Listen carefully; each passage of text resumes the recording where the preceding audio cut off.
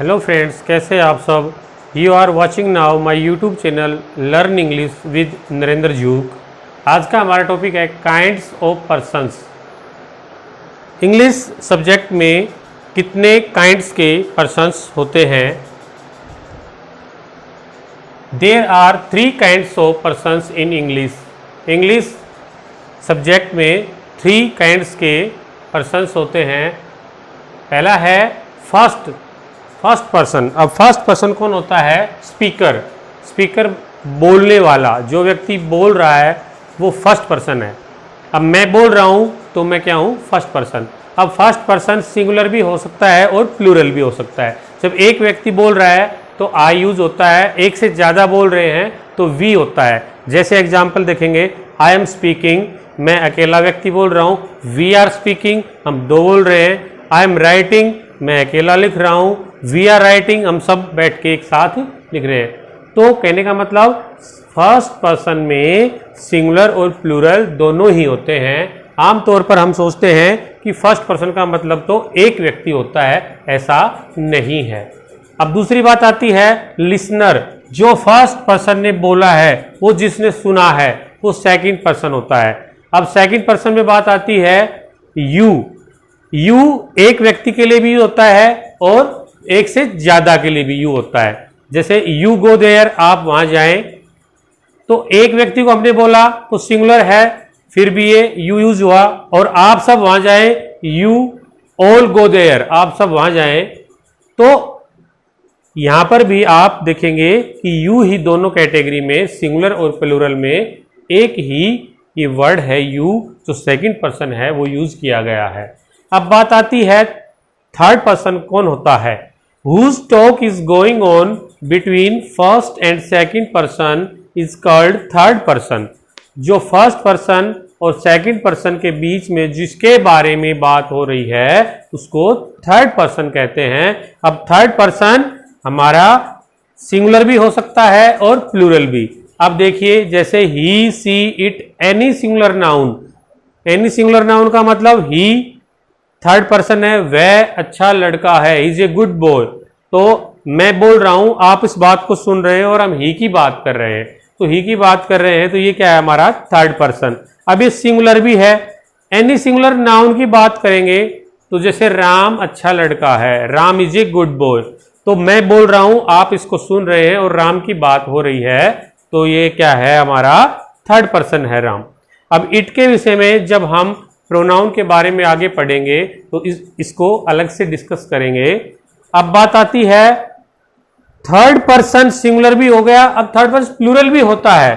जैसे दे हमारा वर्ड है, ये थर्ड पर्सन है और एक से ज्यादा के लिए यूज होता है। एनी प्लूरल नाउन, और प्लूरल नाउन जैसे बॉयज है, ठीक है ना, तो प्लूरल हो गया, ये थर्ड पर्सन है। मैं बोल रहा हूं कि बच्चे खेल रहे हैं, तो बॉयज आर प्लेइंग, तो यहां पर ये बॉयज है, ये थर्ड पर्सन है, प्लूरल है।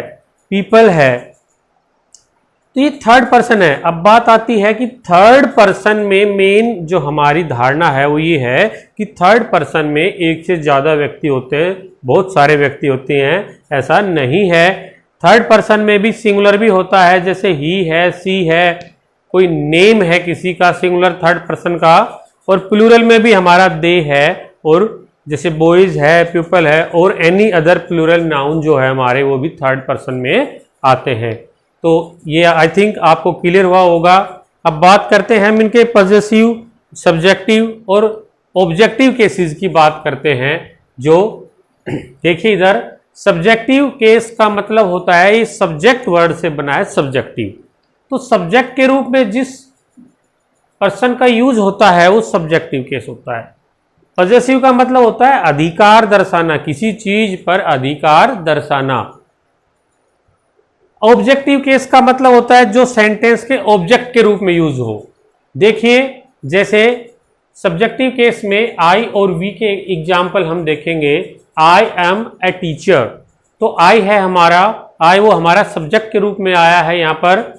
अब देखिए दूसरा एग्जाम्पल, वी आर स्टूडेंट्स, हम विद्यार्थी हैं, तो वी ये हमारा सब्जेक्टिव केस में आया है आई भी सब। तो I think subjective case first person की टेबल में आपको सब्जेक्टिव केस क्लियर हुआ होगा। अब बात करते हैं हम इसके पॉजेसिव केस की। पॉजेसिव का मतलब होता है किसी चीज पे अधिकार दर्शाना। जैसे ये मेरा मार्कर है, ये मेरे वॉच है, ये मेरा पेन है, ये मेरा घर है। कोई व्यक्ति अपना अधिकार दर्शाता है किसी चीज पे कि ये चीज मेरी है, उसको पॉजेसिव केस में हम रखते हैं। जैसे दूसरा देखिए एग्जाम्पल इसका माई का, दिस इज माई पेन, मतलब ये मेरा पेन है, ये पॉजेसिव केस में है। अब देखिए दिस इज आवर विलेज, ये गांव हमारा है, ठीक है। अब देखिए अब बात करते हैं हम इसके ऑब्जेक्टिव केस की। ऑब्जेक्टिव केस में जब हम जाएंगे, he came to school to meet me, he came to school to meet me, वो मेरे से स्कूल में मिलने आया। तो ऑब्जेक्टिव केस में हमने इसको रखा मीट, ऑब्जेक्टिव केस है। ऑब्जेक्टिव केस क्या होता है, किसी भी सेंटेंस में ऑब्जेक्ट के रूप में उसको रखा जाता है, ऑब्जेक्टिव केस होता है। अब दूसरे एग्जाम्पल देखिए, he often brings some fruits from us, वो हमारे लिए प्राय फल लेकर आते हैं, ठीक है ना। तो देखिए ये ऑब्जेक्टिव केस है हमारा, ऑब्जेक्टिव केस में रखा है। आई थिंक आपको फर्स्ट पर्सन की जो हमारी टेबल है उसमें सब्जेक्टिव, पॉजेसिव और ऑब्जेक्टिव केस आपको एग्जाम्पल से क्लियर हुए होंगे। अब हम बात करते हैं सी हर हर, ये हमारा थर्ड पर्सन सिंगुलर है, थर्ड पर्सन सिंगुलर है। और इसमें हम देखेंगे ये इसका सब्जेक्टिव केस है, ये पॉजेसिव केस है, ये इसका ऑब्जेक्टिव केस है। तो सब्जेक्टिव केस में आप देखेंगे सी इज ए नाइस लेडी, इसको हम सब्जेक्ट में रूप में रखा है, इसमें वह एक अच्छी औरत है। अब दूसरा एग्जाम्पल देखिए, दिस इज हर कार, ये उसकी कार है। तो यहां पर ये अधिकार दर्शाने वाली बात है, ये कार उसकी है, इट मीन्स ये और किसी की कार नहीं, ये कार केवल उसकी है। तो यहां पर ये पोजेशन दर्शा रहा है, ये पॉजेसिव केस है। अगली बात आती है, please send her as soon as possible, उसको जितना जल्दी हो उसके भेज दो। यहां पर देखिए ये हमारा ऑब्जेक्टिव केस है और ये हमारे ऑब्जेक्टिव केस के रूप में यूज किया गया है। आगे हम देखेंगे यू, यूअर, यू, ये हमारी टेबल है सेकंड पर्सन की। सेकंड पर्सन में हम देखेंगे यहां पर इसका सब्जेक्टिव केस, ये इसका पॉजेसिव केस और ये इसका ऑब्जेक्टिव केस। अब सब्जेक्टिव केस में देखेंगे you are my best friend, आप मेरे अच्छे दोस्त हैं, तो ये हमारा सब्जेक्ट के रूप में प्रयोग किया गया यू।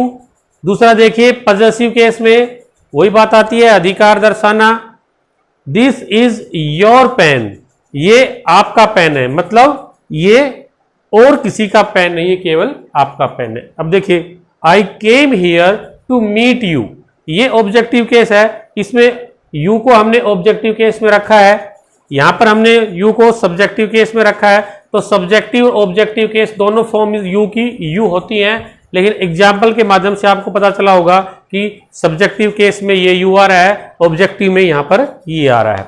इसके बाद हम आगे देखेंगे हमारा जो प्लूरल थर्ड पर्सन है, दे, देयर, देम, इसमें हम देखेंगे, देखिए जो हमारा दे है वो है हमारा सब्जेक्टिव केस, और सब्जेक्टिव केस और देयर पॉजेसिव और देम ऑब्जेक्टिव केस। अब देखिए दे आया है, ये किसमें है, सब्जेक्टिव केस, और दिस इज देयर हाउस, ये उनका घर है, तो ये हमारा हो गया पॉजेसिव केस, ठीक है ना।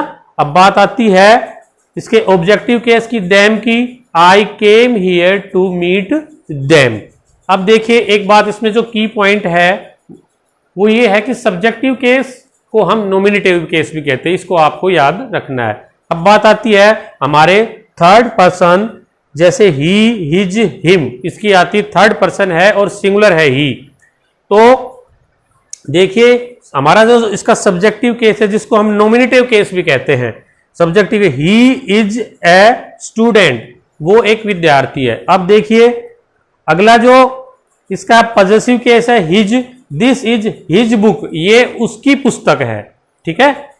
आगे देखिए इसका objective case, him, please remind him, please remind him for coming here, यहां आने के लिए उनको रिमाइंड करें।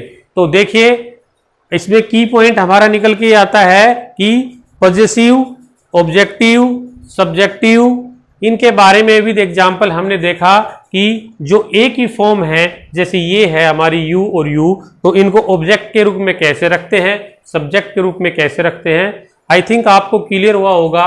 और जैसे जैसे हम सीखते जाएंगे, देखते रहिए, सीखते रहिए, आसान तरीके से इंग्लिश को सीखते चलिए।